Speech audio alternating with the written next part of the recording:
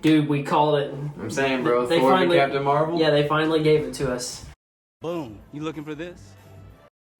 Welcome back to Boom Shot. I'm Kale. This is Colby, and Marvel's What If Episode 7 is out, and it covers Party Thor and all of his fun guests. Dude, I mean, a lot of guests in that. Yeah, really. I'll tell you. A lot of cameos, a lot of original voice actors too, like from their characters in the MCU. Oh, yeah. So, pretty interesting episode. We'll break it down, and the ending. The ending is really what you want to pay attention to. So, let's break it down. All right, so let's open up with a recap. All right. So, the episode opens with the Watcher explaining the timeline. In this timeline, Odin never adopted Loki. Yeah. So, because of this, Thor grew up to be the immature and childish one, as opposed to the regular universe where he always had to be the bigger brother. So, instead of like Thor being the bigger brother, he was now the childish one, whereas Loki in the typical universe was the mischievous one. Yeah. So, it kind of makes sense, but I thought it was pretty interesting just to see how it all happened. So, but Okay, so after that in the episode, Frigga and Thor watch Odin enter Odin's sleep, and Frigga tells Thor she's going to watch the solstice and tells Thor he needs to be studying books so he can take over the ruling position of Asgard one day. studious man. Which he does not do, directly disobeys, and instead travels to Las Vegas to throw a massive party on Midgard. I have to say, that party looked epic though. But Oh, dude, I will say, man. first, we got to cover this. Meanwhile, back on Earth, Dr. Jane Foster monitors the stars, discovering that a planet has recently exploded and died. That kind of like a foreshadowing event, because we discovered that later in the episode. Thor is the reason that planet died. But she determines through her research that Earth might be next for an alien invasion. And right as she says that, the Bifrost, Thor gets Bifrosted on the Earth, on to Las Vegas. So Typical. Thor and his friends travel to Earth, where they throw a massive party in Las Vegas. We see many familiar faces there. Howard the Duck. Yeah, He got married to Darcy, dude. that cracked me up. The man was like, or something. Yeah. I don't remember what he said, but he just like the camera panned to him. I was like, Yeah, whatever he said in episode 2, something went out of luck, always go Duck or something like that. Howard the Duck, Drax, Mantis, the Grandmaster, Loki, There was a lot of cameos. Korg, Meek. I'm pretty sure Meek was in there somewhere. There was like a ton. We kind of saw Ragnarok happening to the Statue of Liberty. I mean, I guess that happens later. Yeah, it was. Oh yeah, Surtur, dude. There were so many freaking people there, but you honestly love to see it, really. And all of them. Oh, Nebula was there too. Yeah, did you already say Yondu and all them? Kraglin? Yeah, Yondu, Kraglin, Captain Marvel, I guess, which is a sort of sensitive subject, but. Yeah, there's a lot of cameos. Barlow from The Winter Soldier. Yeah, and so Jane ends up traveling to Las Vegas, and that's where she meets Thor. So picking up from there. The next morning, Vegas is in ruins from all the partying going on. And S.H.I.E.L.D. shows up and questions Jane. Maria Hill, the acting director of S.H.I.E.L.D., determines the only way to stop Thor is to call Captain Marvel. Yeah, so Crossbones, or I think, is he just Brock Rumlow or whatever? Rumlow, that's what I meant. Yeah. Rumlow. No.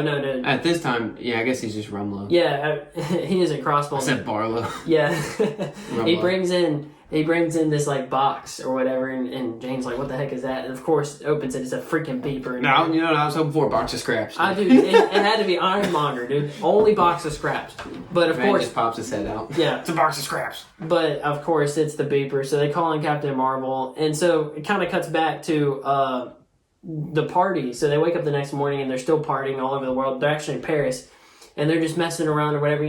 You kind of hear this like buzzing noise or whatever, and of course it kind of reminds me of Endgame, just when Captain Marvel flies through the ship. But you can see her in the background, kind of like a shooting star. Yeah. He's like, "Oh Loki, make a wish," or something like that, and then he gets punched. Yeah, and so they end up fighting. It was a pretty interesting fight, dude. That initial fight, dude. I mean, Thor. What would you say? Would you say Thor won? Oh yeah, Thor won. He did. The initial fight, Thor won. He had her pinned to the ground with the hammer. She couldn't move, dude. She ain't worthy. She's not worthy. That's another thing I thought about, dude. Like that kind of put all those theories away. Like if she could. Yeah, screw Captain Marvel, dude. She ain't worthy. Only Captain America is. Yeah. And so Okay, so after that, Frigga contacts Thor in the middle of the fight, like literally right before we get the ultimate contact there, telling him she's on her way to get him. Captain Marvel leaves and Thor goes back to the party to get Loki and the others to help clean up, and Loki leaves, which that's probably the next part of it. Yeah, So Jane Foster somehow is able to get in contact with Heimdall. That was pretty interesting. She calls out Heimdall and he opens his eyes. Yeah, she had some kind of boost. She boosted. She boosted. She used the Earth's satellites to boost it. But so she just tattles on Thor. Thor was like, that's not cool. But yeah, and it was right before the Captain Marvel fight. It was right before they were about to the big punch or whatever, because Captain Marvel's like, I haven't exerted half my power or whatever. That would have been sick, dude. Oh yeah, no, Thor. I'm still convinced Thor would have won, but yeah, like you said. Wait, were you gonna say something? Oh yeah, they're also about to drop nukes on them both, dude. Oh yeah, that was weird. They're just gonna nuke Siberia, but I guess I understand it. She was like, it wouldn't kill Captain Marvel. That's what Maria said. Would it kill Thor? No, it wouldn't kill Thor. No, it wouldn't kill. I mean, I knew it did kill Superman in Batman v Superman, so I still don't understand how that would happen either. Anyway, so Loki leaves after Thor asked him to help. So he leaves, but Thor manages to scare the other people into helping him, which he goes up to the sky and calls in thunder or whatever, and everybody starts listening to him. The people restore Earth and everyone leaves, and Frigga arrives to find Thor studying with his friends. Yeah. Thor told her that he was doing a study group, like a cultural study group with his friends on Midgard. So yeah, that was funny because he summoned after all that, and she was like, "Oh, okay," and then he summons his hammer and it's got all that stuff on it. Yeah, he's like, "I can explain it. Yeah, I can explain." And so Thor returns to. So after that, Thor returns to Jane, and the two share a moment together in front of her van. Watcher begins to narrate then, as he does before the end of every episode, but Ultron bots pop out of a portal and enter and start rushing toward Thor. And out of the portal steps Ultron in his vision form with all of the Infinity Stones. That was sick, and they were in his suit. Yeah, it kind of looked like how Black Panther's suit is. It's got the little spikes. Yeah, that was pretty sick. Dude. And then he opens up his helmet, and it's just that he's got the stone right there in the forehead, dude. Yeah. That was dope, dude. You know I'm ecstatic to see Ultron. Oh yeah, man! This man right here, he loves. This Ultron. Is the moment I was waiting for. I kind of wish he would have won in Age of Ultron. I was about to say, at this point, dude. I wish he would have won. Yeah, you wish you would have became Vision in that movie, or Vision's body at least. Yeah. So, dude, really, he would have been unbeatable. But the big questions from that leads us right into our big questions: is will there be a mashup episode between? Okay, so here's what I'm thinking. Between all the other what if episodes, this is what I'm thinking. So in this episode, Nebula references her father. Yeah. What if her father is good guy Thanos, and then you're like, oh, who would fill that void? Gamora, who we haven't seen yet, dude. Who becomes Thanos. Whoa, dude, no. And then so in that team up shot, we see Gamora, right? Yeah. And then and people we've seen in the other episodes now, Party Thor and possibly Killmonger. Yeah. So I don't know. I think it really could all match up. It's coming to me in my head, dude. Oh yeah. I think what happens is we got 2 more episodes, right? Mm-hmm. We got the next one to introduce Gamora, maybe. Yeah. And then the last one will be the mashup or something. Yeah, because there's a commercial. It's not like a official, or it is an official What If commercial, but it's not like promo material. But it's a Hyundai commercial, and it's them driving a Hyundai, and you can see all their Ultron bots, and you see Captain Carter's there, Party Thor. You see Doctor Strange, like the evil Doctor Strange or whatever. So if that commercial has any bearing on potential as promo material, it could be true that we see a matchup episode at the end. So here's another question I have for you. Who if this does happen, which Black Panther? Well, I guess that because he killed the one. I guess that wouldn't really, because we've seen 2 Black Panthers, different ones. Yeah, one that got taken as a kid, and then the other one died at the hands of Killmonger. Screw Killmonger. Yeah. But yeah, I guess it would be Killmonger then, but Killmonger's supposed to be a bad guy. But so what makes sense that he's working with Party Thor at least? Yeah, but so is Gamora, right? She could be a bad guy. Yeah, exactly. But I don't think Party Thor's a bad guy. No, I don't think so either. Maybe they all team up and try and stop Ultron.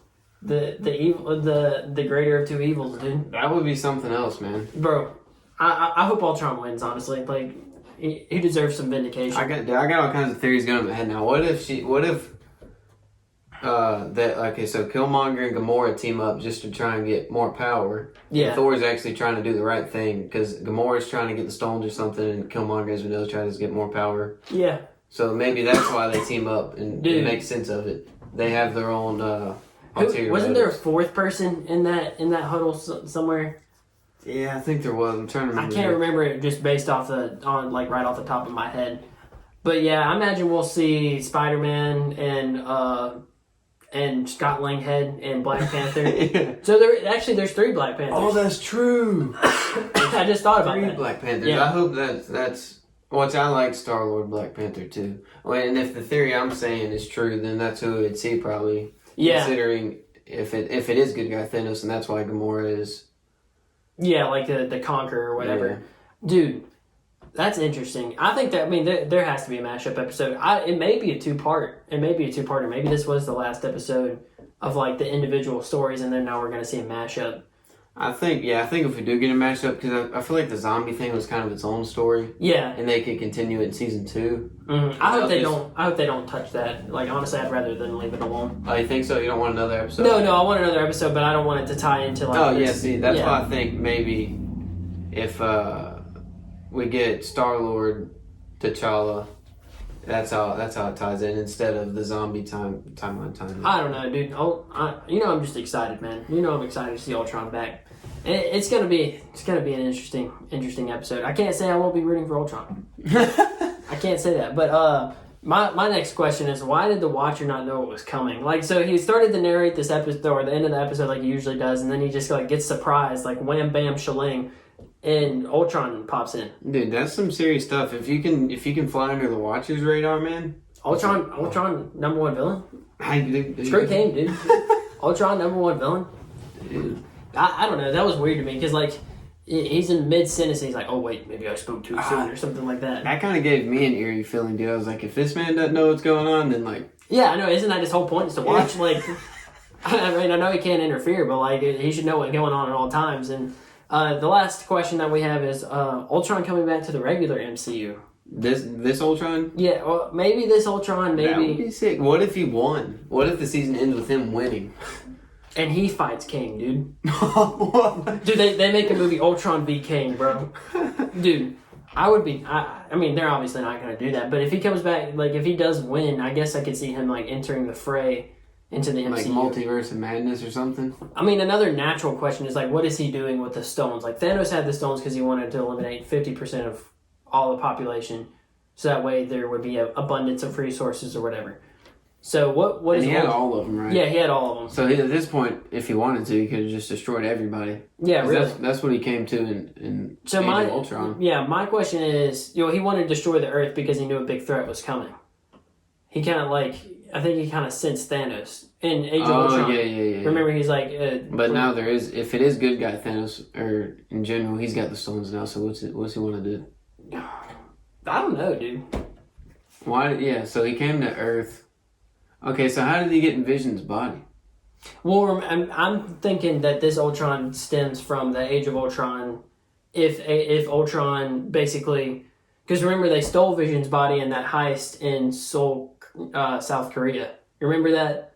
The Quinjet battle, there was Cap, and then that's where... Yeah. Yeah, so... But what were you saying? So maybe the Avengers didn't get the body back, which was kind of the turning point in the movie because Ultron had been beating them the entire time. Then they stole his eventual prime form or whatever. Yeah. So maybe he gets that prime form and then they can't beat him because he's made out of vibranium and he can go intangible. Like he's got all those abilities and he's got the Mind Stone too. So maybe he does drop the meteor on the Earth. So when do you think this episode's taking place? During Age of Ultron then? I don't know. I think this might be just during. Because then Ultron would have never happened. Yeah, that's true. Yeah, but he came from a different universe. We have to assume. Oh. Because he had the space stone, remember? Well, and the time stone. So maybe he could be from anywhere. Yeah, he doesn't even have to be from. Yeah, so he's got limitless possibilities. But dang it. But why this universe would be my question. But Tony Stark would have had to still be there to, do you think, to build Vision's body?